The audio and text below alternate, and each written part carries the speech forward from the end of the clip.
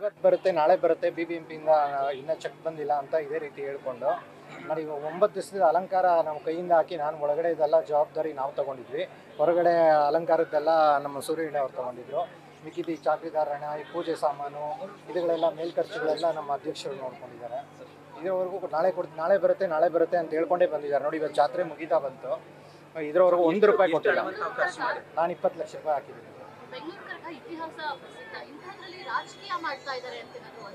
ಹೌದು ಮೇಡಮ್, ನೋಡಿ ನಮಗೆ ಕೊಡ್ತಾ ಇರೋದು ಇವಾಗ ಯಾಕಂದರೆ BBMP ಆಫೀಸ್ ಇರೋದು ಬಂದು ದೇವಸ್ಥಾನದ ಜಾಗ ಅದು ಅವರು ಲೀಸ್ ಅಂತ ಪಡೆದಿರ್ತಾರೆ 100 ವರ್ಷಕ್ಕೆ. ಅದಾದಮೇಲೆ ಏನಾಯಿತು, ಯಾರು ಬಿಡಿಸ್ಕೊಳ್ಳೋಕೆ ಹೋಗಿಲ್ಲ. ಅಲ್ಲಿಂದ ಏನಾಯಿತು ಅಂದರೆ ಅವರು ಅನುದಾನ ಕೊಡ್ತಾ ಬಂದರು. ಆ ಜಾಗಕ್ಕೆ ಪರಿಹಾರದ ರೂಪದಲ್ಲಿ ತಾಯಿಗೆ ಸೇವೆ ಸಲ್ಲಿಸ್ತಾ ಬರ್ತಾ ಇದ್ದಾರೆ. ಅದನ್ನ ಇವರು ತಡೆ ಹಿಡಿದು ಇವಾಗ ನೋಡಿ ಅಧಿಕಾರಿಗಳು ಮುಜರಾಯಿಂದ ₹1 ಹಾಕಲ್ಲ ಅವರು. ಸರ್ ನಾಳೆ ಬರುತ್ತೆ ಅಂತಾರೆ, ತಪ್ಪಿಸ್ಕೊಂಡು ತಿರುಗ್ತಾ ಇದ್ದಾರೆ. ಇಲ್ಲಿ ಕೈಗೆ ಸಿಗಲ್ಲ. BBMP ಕಮಿಷನರ್ ಆಗಿರ್ಬೋದು, ಜಿಲ್ಲಾಧಿಕಾರಿಗಳು ಅಥವಾ ಬೇರೆ ಯಾರಾದ್ರೂ ಜೊತೆಗಾರ ತಾವು ಮಾತಾಡಿದ್ರೆ? ಯಾಕಂದ್ರೆ ಸಾಮಾನ್ಯ ತಮ್ಗೆಲ್ಲರೂ ಕೂಡ ಇಲ್ಲ ಸರ್, ಅವ್ರು ಯಾರ ಹತ್ರ ನಾವು ಮಾತಾಡಿಲ್ಲ.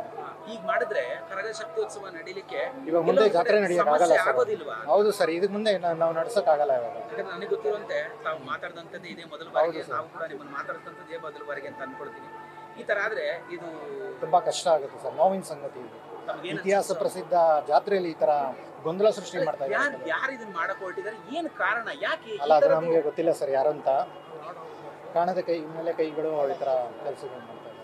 ಅಲ್ಲ, ಇಂಥ ಒಂದು ವಿಶ್ವವಿಖ್ಯಾತ ಕರಗದಲ್ಲಿ ಇವ್ರು ಯಾವುದೋ ರಾಜಕೀಯ ಮಾಡ್ಲಿಕ್ಕೆ ಇಲ್ಲ, ಏನೋ ಮಾಡ್ಲಿಕ್ಕೆ ಹೊರಟಂತವ್ರು ಯಾಕೆ ಇಷ್ಟೊಂದು ಮಾಡ್ತಾರೆ? ಈಗ ADC ಹೇಳ್ತಾ ಇರುವಂತದ್ದು, ಹಿಂದೆಯೂ ಕೂಡ ನಾವು ಯಾವತ್ತೂ ದುಡ್ಡನ್ನ ಬಿಡುಗಡೆ ಮಾಡಿಲ್ಲ, ಹಿಂದೆಯೂ ಕರಗವನ್ನು ನಡೆಸ್ತಾ ಇದ್ರು, ಆಮೇಲೆ ನಾವೇನೋ ಗುತ್ತಿಗೆಯನ್ನು ಕೊಟ್ಟಿರ್ತಿದ್ವಿ, ಆಮೇಲೆ ಬಿಲ್ಲನ್ನ ಕೊಡ್ತಿದ್ವಿ ಅಂತ. ಈ ಬಾರಿ ಅದನ್ನು ಕೂಡ ಮಾಡ್ತಿಲ್ಲ, ಯಾಕೆ? ಸರ್, ಮಾನ್ಯ ಉಚ್ಚ ನ್ಯಾಯಾಲಯದಲ್ಲಿ ತೀರ್ಮಾನ ಆಗಿದೆ. BBMP ಇಂದ ಏನು ₹1.25 ಕೋಟಿ ಸ್ಯಾಂಕ್ಷನ್ ಆಗಿದೆಯೋ ಅದು ಒಬ್ಬರೇ ಹ್ಯಾಂಡ್ಲ್ ಮಾಡಬೇಕು ಅಂತ.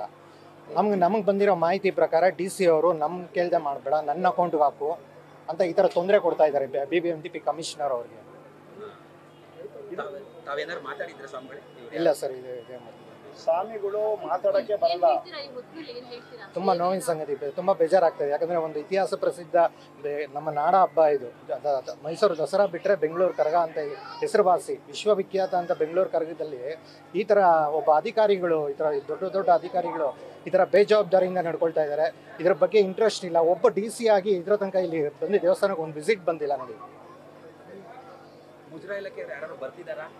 ಇಲ್ಲ ಸರ್, ಕಾರ್ಯನಿರ್ವಾಹಕ ಅಧಿಕಾರಿಗಳು ಬರ್ತಾರೆ, ಅಮೌಂಟ್ ಕೇಳ್ತಾರೆ, ಓಡೋಗ್ತಾರೆ.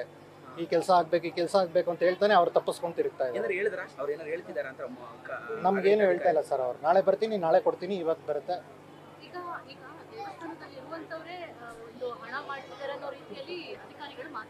ಹೌದು ಮೇಡಮ್.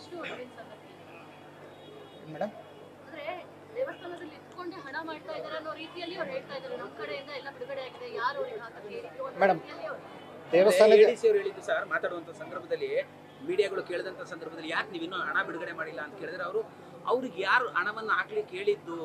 ನಾವೇ ಹಣವನ್ನು ಹಾಕ್ತೀವಿ ಅಥವಾ ನಾವೇನೋ ಗುತ್ತಿಗೆ ಕೊಟ್ಟಿದೀವಿ, ಆ ಗುತ್ತಿಗೆ ಅವ್ರು ನೋಡ್ಕೊಳ್ತಾರೆ, ಅದನ್ನೆಲ್ಲವೂ ಕೂಡ ಅವ್ರು ಯಾರು ಹಾಕಕ್ಕೆ ಹೇಳಿದ್ರು? ಸರ್, ಇದ್ರ ತನಕ ಬಂದು ಏನು ಕೆಲಸ ನೋಡಿದ್ದಾರೆ DC ಅವರಲ್ಲಿ? ಏನು ಸ್ಥಳ ಪರಿಶೀಲನೆ ಮಾಡಿದಾರ? ದೇವಸ್ಥಾನಕ್ಕೆ ಬಂದು ಒಂದು ವಿಸಿಟ್ ಕೊಟ್ಟಿದ್ದಾರ? ಆ ತಾಯಿ ದರ್ಶನ ಮಾಡಿದಾರ? ಆಫೀಸಲ್ಲಿ ಕುತ್ಕೊಂಡು ಅವರು ಅಲ್ಲಿಂದ ಮ್ಯಾನೇಜ್ ಮಾಡ್ತಾ ಇದ್ದಾರೆ. ನನ್ನ ಅಕೌಂಟಿಗೆ ಹಾಕಬೇಕು ₹1.25 ಕೋಟಿ ಇವರು ಖರ್ಚು ಮಾಡಬಾರ್ದು ಅಂತ. ಉಚ್ಚ ನ್ಯಾಯಾಲಯದ ತೀರ್ಮಾನವನ್ನೇ ಧಿಕ್ಕರಿಸ್ತಾ ಇದ್ದಾರೆ ಇವರು. ನ್ಯೂಸ್ ಫಸ್ಟ್, ನಿರ್ಭೀತಿಯಿಂದ ನಿಮ್ಮ ಪರವಾಗಿ.